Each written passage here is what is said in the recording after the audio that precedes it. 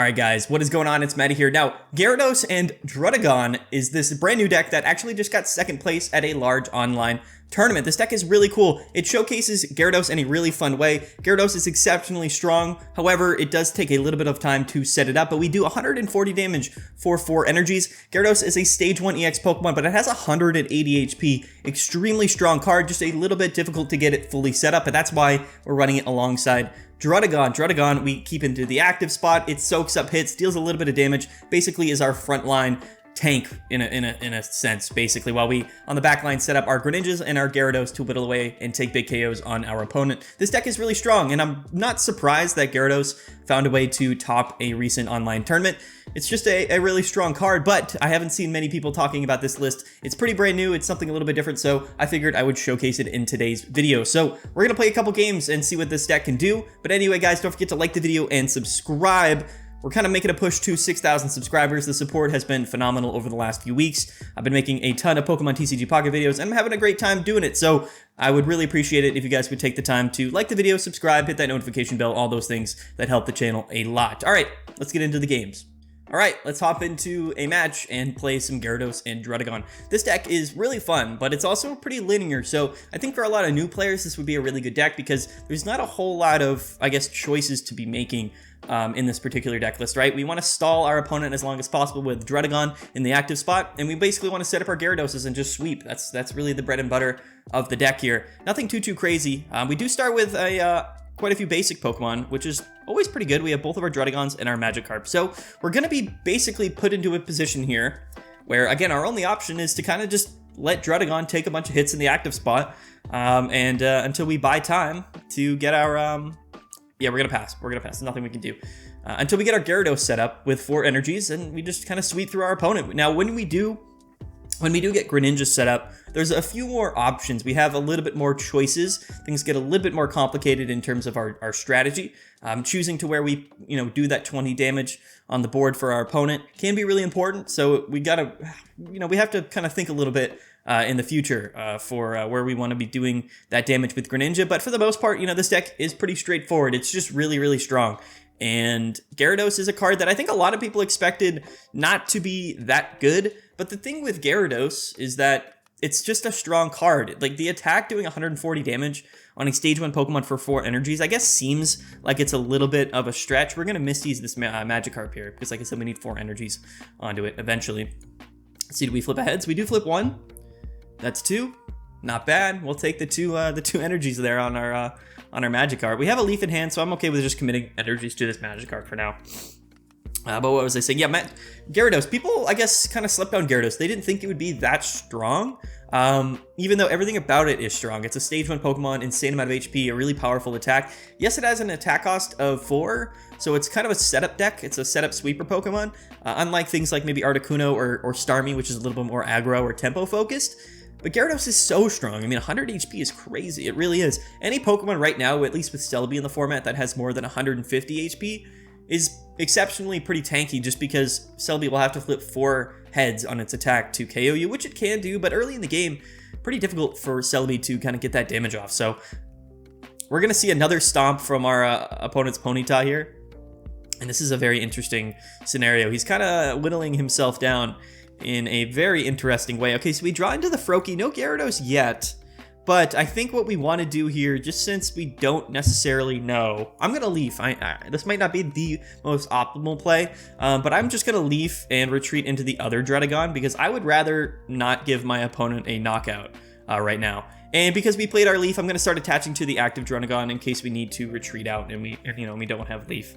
So right now we're kind of just looking to draw into Gyarados. We're looking to draw into some of our supporter cards, kind of move through our deck a little bit, and that's really the strategy. Once we get Greninja set up, we can roll and kind of do a little bit of snipe damage to the bench and play the math game a little bit. But for now, basically our only option is to kind of just sit up and wait. That's kind of the upside with a deck like this. Like I said, it's very relaxed, it's very sort of nonchalant, not a whole lot going on in terms of the gameplay and the strategy.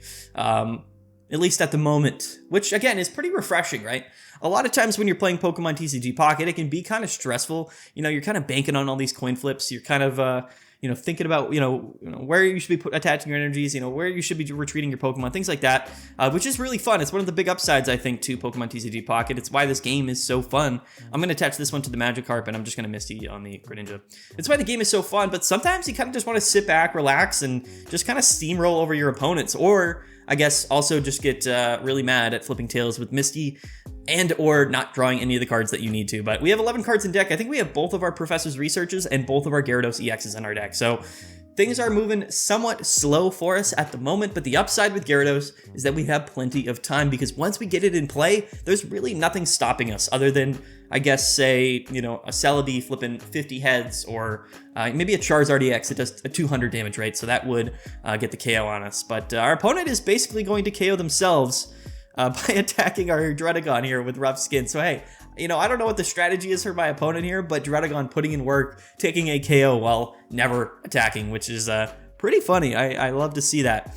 And there's a Greninja. Okay, so at least we have Greninja now. And this, again, is this really fun combination here of Greninja and Druddigon, which kind of puts my opponent in the position to where it's difficult to commit to attack into the active spot. The main reason for that is because I'm gonna hit the active, basically. And this is a cool thing with Greninja. Greninja is typically really good for dealing damage to the bench Pokemon and kind of finishing KOs where maybe your active Pokemon couldn't after your opponent takes a hit and then retreats. So Greninja's really good with that. But the cool thing in this deck is that using Greninja to do that additional damage to the active Pokemon is actually pretty beneficial sometimes, right? Because Druddigon does damage with Rough Skin, right? The active Pokemon, if they attack Druddigon, they take damage, and then you can just kind of stack on more damage with Greninja.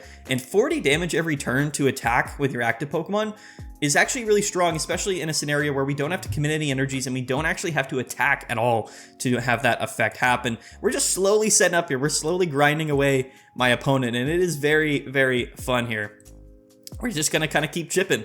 We're going to keep chipping away until this Gyarados gets set up. And this is similar to the Weezing decks in the sense that, we don't have to necessarily commit energies. We don't have to attack in order to deal damage. Decks like this are really fun, but they're also really powerful because we can commit all of those energies to another Pokemon, a setup Pokemon, a sweeper Pokemon, while also kind of doing things in the game without necessarily, having to, commit energies and build up an attack, right? Which is pretty fun. Okay, so our opponent seems to also be drawing rather poorly this game, which is unfortunate for him. Let's play the research here. This game is absolutely over regardless, but it would be fun to draw into the Gyarados. Okay, and there we do. Perhaps, not the most, I guess, interesting matchup or game here for us here. It wasn't very difficult. We didn't have to do a whole lot, but hopefully we were able to showcase kind of the power of this deck and what it's able to do. You can kind of imagine. Yeah, there's the concession from our opponent. But anyway, guys, let's play another game, see if we can, get into a game that's a little bit more contested, maybe a little bit more challenging for us. All right, on to the next match. This is pretty funny. I've recorded quite a few games now. I'm trying to get a good game here, a good piece of gameplay to kind of put into the video. But all of the games, I've played 3 so far with Gyarados, all of them have just been very one-sided.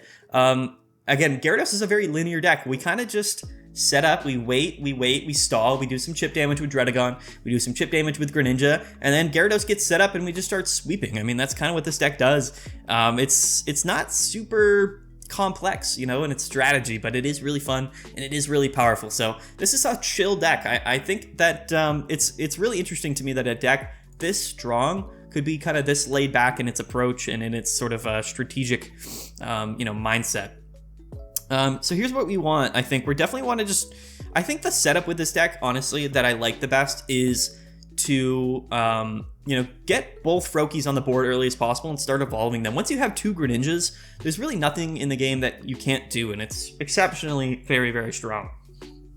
Now, we don't have our Magikarp yet, which is tough. It's a little unfortunate. We do draw the Gyarados, though, so that's something, rather. So I have 2 Leafs in hand and a Misty's, which is interesting. So what I'm going to do, I'm going to evolve this Froakie.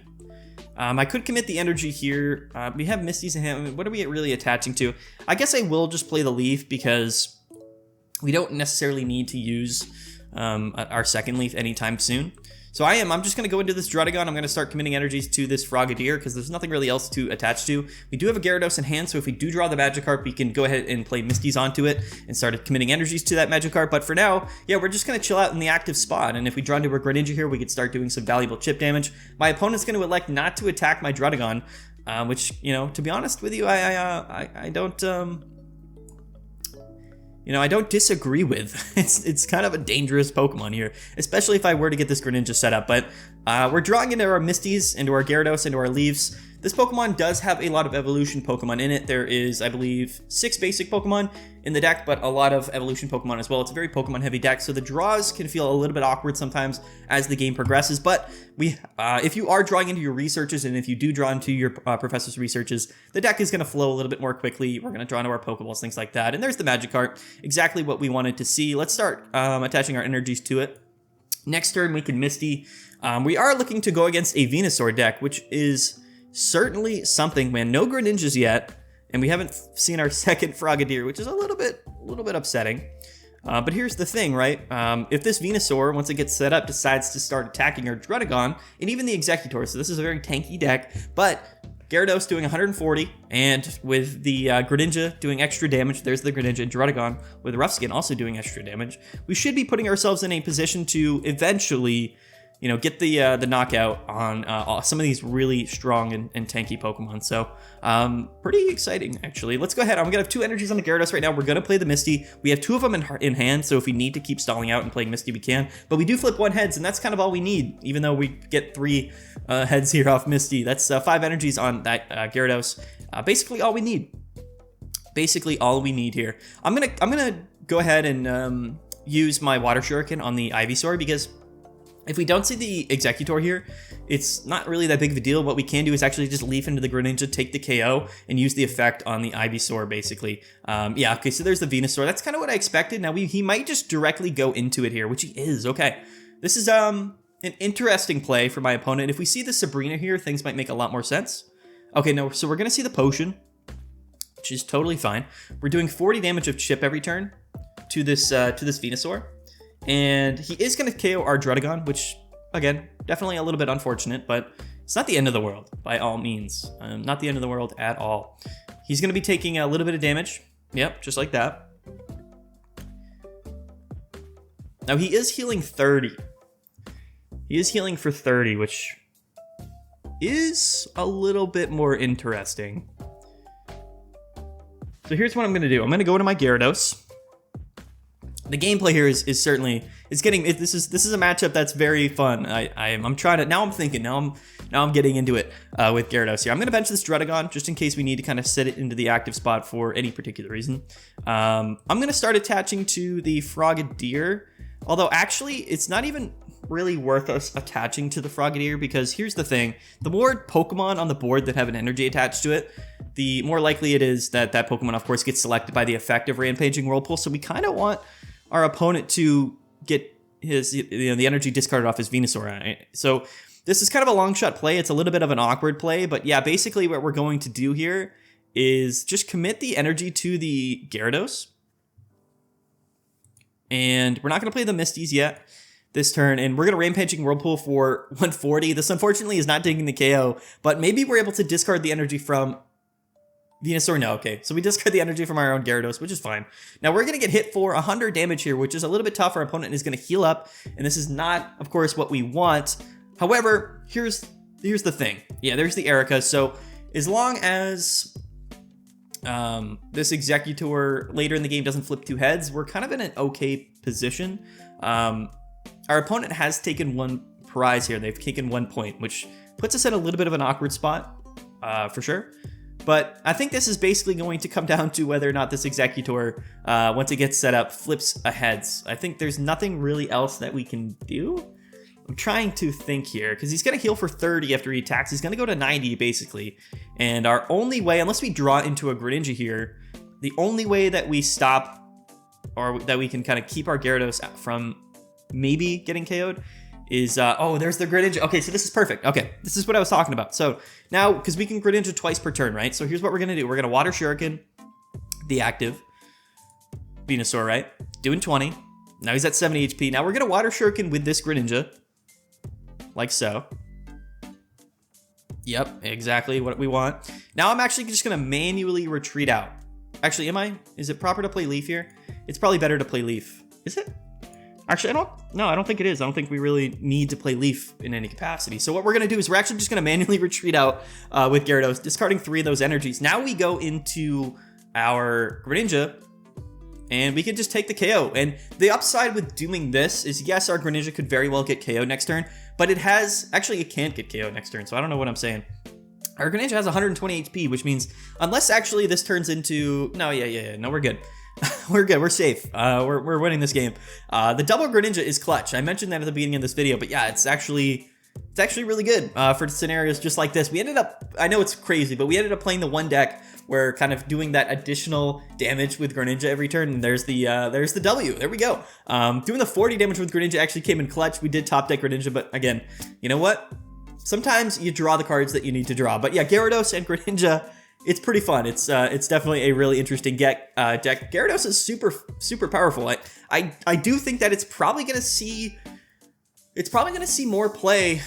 Yeah, now that I'm thinking about it, it'll probably see the most play out of any of the water type decks. Misty's is just good. So Misty decks will always see play. Articuno and Starmie is a still strong deck. I think it is valuable to play that deck, but the combination of Gyarados' really strong attack along with Druddigon's chip damage and Greninja's chip damage, in terms of a setup sweeping deck, I think that Gyarados is up there. I think it's actually one of the strongest sweep decks in the game. So I'm actually really surprised, but I really did love this deck, and I would highly recommend it for anybody that kind of wants to sit back, relax, not have to think too hard about what we're trying to do in the game, but win plenty of games and just play a deck that is exceptionally strong. So if you guys have your hands on the new Gyarados cards, definitely go and play this deck. I've enjoyed it a lot. So don't forget to like the video and subscribe, guys. I really appreciate it. The support has been great, like I said. We're going to be making plenty more Pokemon TCG Pocket videos in the upcoming days and weeks, so don't forget to subscribe, hit that notification bell, like the video. It means a lot to me. It's going to help us with the algorithm. And comment below what you think of this deck list. How do you like to play Gyarados? Have you tried it out? What do you think of it?